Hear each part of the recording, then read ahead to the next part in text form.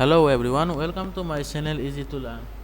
আজি যেহেতু ইণ্ডিয়ান অইলৰ IOCL পোষ্ট ওলাইছে, বিভিন্ন ধৰণৰ পোষ্ট ওলাইছে। ইয়াত আপোনালোকে দেখা পাব পাৰে। মই অফিচিয়েল ৱেবছাইটত আছোঁ। ইয়াত বহুত ধৰণৰ পোষ্ট আছে, trade apprentice, attendant operator, chemical প্লেণ্টৰ আৰু ডিচিপ্লিন কেমিকেলৰ বহুত ধৰণৰ আছে। আপুনি পঢ়ি চাব পাৰে পোষ্ট কৰি কিনে। চ' আপোনালোকে কেনেকৈ এপ্লাই কৰিব এতিয়া? আপোনালোকে এপ্লাই কৰাৰ কাৰণে কি লাগিব আৰু কেনেদৰে কৰিব, ভিডিঅ'টো চাই থাকক লাষ্টলৈকে আৰু চেনেলটো ছাবস্ক্ৰাইব কৰি দিব। প্ৰথমতে আপোনালোকে ইয়ালৈ আহিব লাগিব, অফিচিয়েল ৱেবছাইটটোলৈ। তাৰপিছত আপোনালোকে আহিলে এনেকুৱা এটা ইণ্টাৰফেচ দেখা পাব। তাৰপিছত যদি আপোনালোকৰ লিংকটো লাগে, মই লিংকটো ডিছক্ৰিপশ্যনত দি দিম। তাৰপিছত আপোনালোকে প্ৰথমতে আপোনালোকে কোনটোত কৰিব, ইয়াৰে যোনটোত ওলাইছে ইয়াৰে কোনটোত কৰিব, আপোনালোকৰ কোনটোত কোৱালিফিকেশ্যন আছে, যোনটোত আছে আপোনালোকে সেইটো কৰিলে হ'ল। ধৰি লওক মই 108 এইটো কৰিলোঁ, 108 ট্ৰেড এপ্ৰেণ্টিছ ছেক্ৰেটেৰিয়েট এছিষ্টেণ্ট। এইটো চিলেক্ট কৰাৰ লগে লগে আপোনালোকে এইবাৰ প্ৰচিড কৰিব লাগিব। প্ৰচিড কৰাৰ লগে লগে আপোনালোকৰ দেখিব আমাৰ অসমত বহুতকেইটা ৰিফাইনাৰী আছে, যেনেকৈ গুৱাহাটী ৰিফাইনাৰী, তাৰপিছত বঙাইগাঁও ৰিফাইনাৰী, ডিগবৈ ৰিফাইনাৰী, তাৰপিছত এইবোৰ গুজৰাট ৰিফাইনাৰী। এইবিলাক কৰিব নালাগে, যিহেতু মই অসমৰ কৈ আছোঁ। আপোনাৰ অসমৰ এই এটা দুটা এই তিনিটা ৰিফাইনাৰী আপোনালোকে চিলেক্ট কৰি ল'ব পাৰে, তিনিটা এটা যিকোনো। মই গুৱাহাটীতো কৰি ল'ম, কৰি লোৱাৰ লগে এয়া চিলেক্ট হৈ গ'ল। তাৰপিছত আপোনালোকে প্ৰচিড কৰিব লাগিব।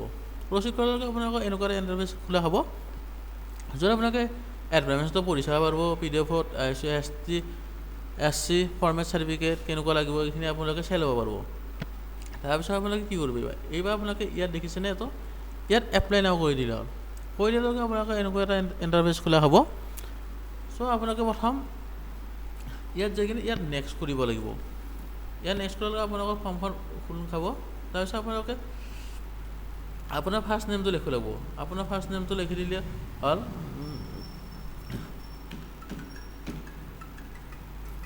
তাৰপিছত আপোনালোকে মিডিল নেম, লাষ্ট নেমটো আপোনালোকৰ যিহেতু ছাৰ নেমটো হয় আপোনালোকে লিখি দিলে হ'ল।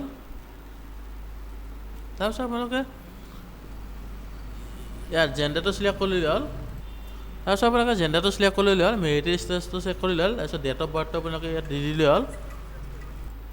তাৰপিছত আপোনালোকে ফাদাৰ্ছ নেমটো দিলে হ'ল, ইয়াত মাদাৰ্ছ নেমটো দিলে হ'ল। তাৰপিছত ইয়াতো নীলতে থাকিব দিব। তাৰপিছত ৰিলিজনটো দি দিলে হ'ল, ৰিলিজনটো যাৰ যি ৰিলিজনছ সেইটো দি দিলে হ'ল। তাৰপিছত মাদাৰ্ছ নেমটো কেটেগৰী আপোনালোকে ST যদি ST দিব পাৰে, EW যদি EW দিব পাৰে, SC জেনেৰেল দিব পাৰে, যিকোনো আপোনাৰটো চিলেক্ট কৰি লৈ ল'ব। তাৰপিছত ষ্টেট অফ অৰিজিন ডমিচিল, ইয়াত আপোনালোকে আছাম দি দিব। তাৰপিছত আপোনালোকে নেম অফ কাষ্ট কমিউনিটি ইয়াত নালাগে, ইয়াত একো নালাগে। তাৰপিছত ফিজিকেল হেণ্ডিকেপ নোটো যদি ইয়েছ দিব আৰু পাৰ্চেণ্টেজ কেইটা লিখি দিব ইয়াত। তাৰপিছত আপোনালোকে এইখিনি একো কৰিব নালাগে। তাৰপিছত এইখিনি আপোনালোকে ভালদৰে পঢ়ি চাব। ইয়াত আপোনালোকে ন কৰি দিব, ইয়াত ন কৰি দিব। তাৰপিছত ইয়াতে আপোনালোকৰ এড্ৰেছ লিখি দিব, মোবাইল নম্বৰটো দিব, ইমেইল ID-টো দিব, এইবিলাক দিবই লাগিব। এড্ৰেছটো দিব, ইয়াতো চেম দিব, তাৰপিছত ইয়াতো চেম কৰি দিব, এড্ৰেছটো দিব। তাৰপিছত নিয়াৰেষ্ট ৰেলৱে ষ্টেচন, আপোনাৰ যি ৰেলৱে ষ্টেচন পৰে নিয়াৰেষ্ট সেইটো আপুনি লিখি দিলে হ'ল ইয়াত।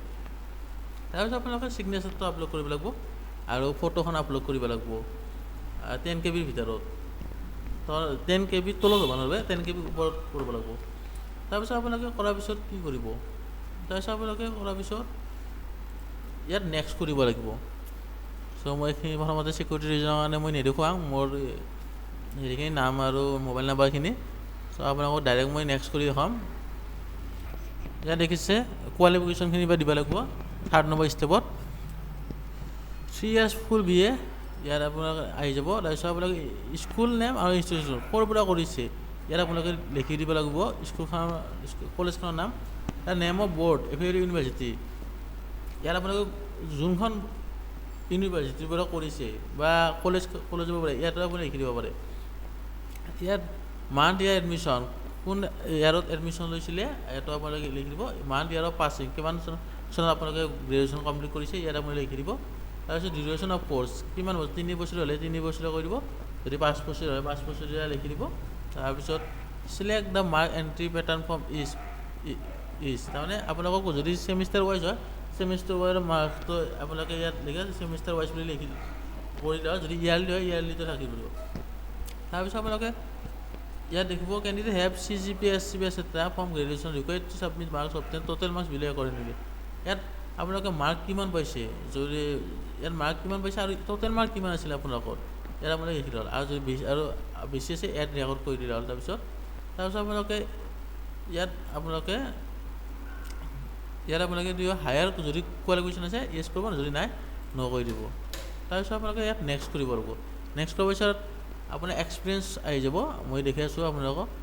ইয়াত চাওঁ নেক্সট আহিলে এক্সপিৰিয়েঞ্চ আপোনালোকৰ কোনটো কিবা যদি এক্সপিৰিয়েঞ্চ আছে আপোনালোকে লিখি দিব পাৰে, অৰ্গেনাইজেশ্যন নেম, ক'ত আপোনালোকে কাম কৰিছিলে আৰু কিমান বছৰ কাম কৰিছিলে ইয়াত আপোনালোকে লিখি দিব পাৰে।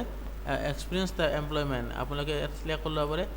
নেচাৰ অফ ৱৰ্ক কি কাম কৰিছিলে আপুনি ইয়াত লিখি দিব, ৱৰ্ক পিৰিয়ড লিখি দিব। তাৰপিছত employer type private, state government, central government, যি আপোনালোকে ইয়াত হেৰি কৰি দিব, চিলেক্ট কৰি দিব। তাৰপিছত ডেষ্টিনেশ্যন হেল্থ আপোনালোকে কিহত আছিলে ইয়াত লিখি দিব। তাৰপিছত এড এব এক্সপিৰিয়েঞ্চ ডিটেইলছ ইয়াত আপুনি ক্লিক কৰি দিব। তাৰপিছত টোটেল এক্সপিৰিয়েঞ্চ পিৰিয়ড আপোনালোকে ইয়াত দি দিব যিমান কৰিছে, আৰু আগতে আপোনালোকে এপ্ৰেণ্টিছশ্বিপ কৰিছিলে নেকি, ইয়াত যদি কৰিছিলে য়েছ দিব, নকৰি দিবা। তাৰপিছত আপোনালোকে নেক্সট কৰিবা। ইয়াত দেখিছে fees detail, you are exempted for paying any application fee, to may proceed application. আপোনালোকে ইয়াত পইচা ধৰণৰ দিব নালাগে, মোৰ যিহেতু আহিছে নালাগে। তাৰপিছত আপোনালোকে ইয়াত দেখিব ছাবমিশ্যন আহিছে, আপোনালোকে ইয়াত ক্লিক কৰি দিব। ক্লিক কৰি আপোনালোকে ভেৰিফাই নকৰি দিব। তাৰপিছত আপোনালোকে ইয়াত পঢ়িব ছাবমিট এপ্লিকেশ্যন ভেৰিফাই ছাকচেছফুল হৈ গ'ল, now you can go and back to and edit details. আপোনালোকে এডিট কৰিব কৰিব খোজে, কিবা ভুল হৈছে যদি এডিট কৰিব পাৰে, নহ'লে আপোনালোকে ছাবমিট কৰি দিলে হ'ল। মই ছাবমিট কৰি দিলোঁ। তাৰপিছত মোৰ ইয়াত আপোনালোকে দেখিলে অনলাইন ছাবমিট ছাকচেছফুল হৈ গ'ল। তাৰপিছত মোৰ এপ্লিকেশ্যন নম্বৰ এইটো, তাৰপিছত মই ইয়াতে মেইন এপ্লিকেশ্যন নম্বৰ এইখিনি মই ৰাখি ল'ম। তাৰপিছত মই এপ্লিকেশ্যনখনো ডাউনলোড কৰিব পাৰোঁ, মোৰ PDF আহি যাব মোৰ ইমেইলত। এয়া আপোনালোকে দেখিছে, do not print this page please. ইয়াত মোৰ আহি গ'ল, মোৰ ইয়াত আপোনালোকে ৰিজাল্ট দিলে গম পাব। আপোনালোকে ইমেইলত আপোনালোকৰ হেৰিটো আহি যাব, আপোনালোকে বেছি টেনশ্যন ল'ব নালাগে। তাৰপিছত আপোনালোকে যেতিয়া আপোনালোকৰ পৰীক্ষা হ'ব, আপোনালোকে ইয়াত আহিব লাগিব, আৰু ইয়াত আহিলে কিনে আপোনালোকে ৰিজাল্ট চাব পাৰে, তাহলে এডমিশ্যন কৰিব পাৰিব। যদি ভিডিঅ'টো চাই পেলাই ভাল লাগিছে ছাবস্ক্ৰাইব কৰি দিব। তাৰপিছত যিহেতু নতুন চেনেল মোৰ অলপ কিবা ভুল হ'ব পাৰে, আপোনালোকে এইখিনি হেৰি কৰি দিব, আৰু চেনেলটো ছাবস্ক্ৰাইব কৰি দিব। তাৰপিছত ধন্যবাদ।